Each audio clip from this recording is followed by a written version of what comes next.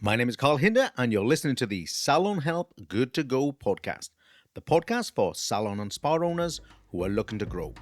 The only thing stopping you is you. Episode 26. Dedication is what you need. If you're as old as me, you might remember back to the 80s when we had a TV program called The Record Breakers, and I think the guy's name was Roy Castle.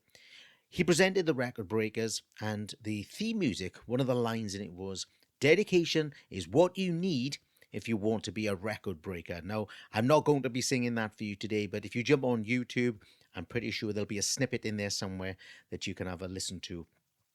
And the word dedication is the same with your business. It's the same with everyone's business, in fact.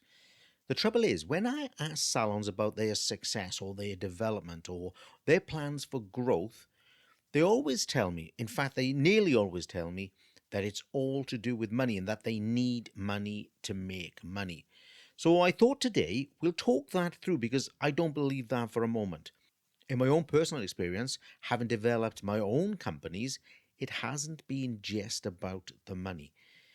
One of the things that sprung to mind when I was thinking about this podcast was a series that was on the Discovery Channel, and I think it was called Undercover Billionaire, where they dropped off three entrepreneurs, three billionaires, into areas in the USA that they hadn't been to before. And not only had they not been to before, but they were dropped off. They had their identities taken away. They had no social media. They had no money. They had no contacts. They were undercover, of course.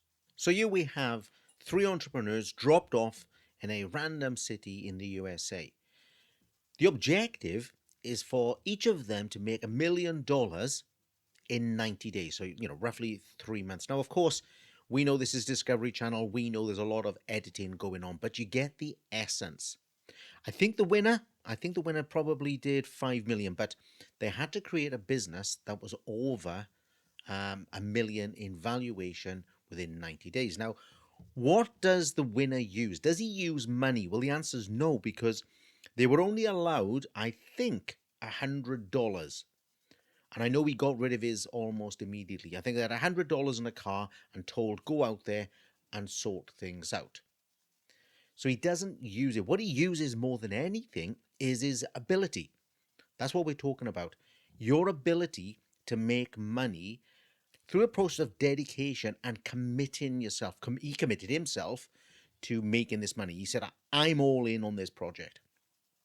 So first of all, what he does, now you can see why this is relevant to you, he comes up with a plan. And he comes up with a 3-part plan. He doesn't just dive in, get a job in, I don't know, McDonald's or something like that. He says, I've got a plan and this is what I'm going to do. Clearly, you're listening to the podcast.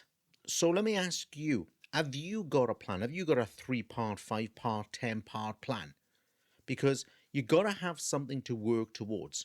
And what he did was he put a plan in place which kind of allowed for his foundations, if you like, for the basics to be taken care of. And I was thinking, if you are like that, if you are money poor or even time poor, ask yourself, have I got a plan, a real plan to get out of this problem? So the winner of this competition has a plan and he sets about it. He commits himself and he's dedicated to winning the challenge. As I've already said, this guy has no money, but he knows that he has the ability. He knows that if he dedicates himself to this, he can overcome the challenge. Yes, he does go and get a job, but as part of that job, it's kind of like a mini job. I think it's sweeping floors, in fact. He ensures that he gets accommodation. I'm only telling you this because it's a foundation, it's a basic. As part of Maslow's hierarchy of needs, you've got to have that physiological thing in place. Things like food and water, accommodation, sleep, all that sort of stuff are part of your basics. You've got basics in your business that you've got to put in place before you can go off and do something else. Once he's got some of the basics in place, he then focuses on the next phase. And that's all about people. He wants to connect with as many people as possible. He's trying to meet them because, people are the biggest resource that we all have. So he goes to a gym. I think he gets a free trial and he starts to ask around, who are the influential people in this town? One of them just so happens to be the local barber.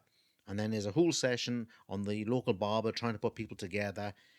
But, I'm sure some of you as barbers and salon owners can appreciate how influential you are, how many people and how many contacts you have as well. Anyway, it turns out this guy knows everyone. Bearing in mind that the guy who eventually wins this is currently sleeping in a motorhome and sweeping floors, but he goes off to find as many new people as he can. In his own words, he says, I'm really looking for contacts who have contracts, which is basically what I try and get you to do as a business coach. This is all about you focusing on the right people. So you might have heard me talking about your ideal client or your avatar or your perfect client or any of those kinds of things. Well, that's what he does. He doesn't say, I just want to speak to people.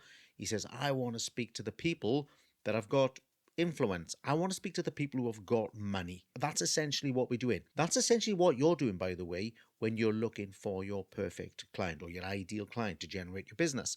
They have to meet you or they have to match your needs in multiple ways. One of them is financial. This guy gets rejected lots and lots of times. He gets turned away. He keeps getting told no, but he keeps going back. He keeps looking for more people.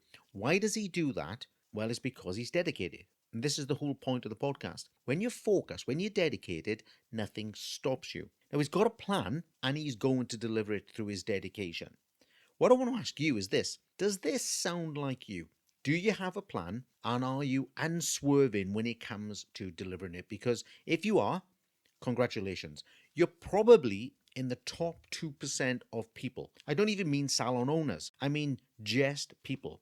I don't know what the actual percentage is, but we know that 8 out of 10 salon style businesses close within 10 years. So you kind of, you get the idea. I think it's a couple of percent really that operate in this way. The upshot of all of this is that with no money, no name, no contacts, no social media, no reputation, he goes on to build a business worth over £1 million or $1 million in 90 days. I want to ask you, why can't you? Now, I don't mean go and build £1 million, salon, spa, barbershop in 90 days. That's not what I'm talking about. What I'm saying is, in reality, you're not very dedicated to actually getting the results that you need or you deserve. Now, what I don't mean is that you are not working hard. That's incredibly important that we get this conveyed in the podcast. You do work incredibly hard, maybe, and I don't say this very often, maybe too hard. But what you're not doing is you're not dedicating yourself to the success that you need. You're dedicating yourself to working hard. You aren't focused on the right things. Definitely, don't want to change the difficult things, do you? I mean, how many salon owners won't do things like this? How many of you will not put your prices to the correct level? Okay, maybe you've dabbled.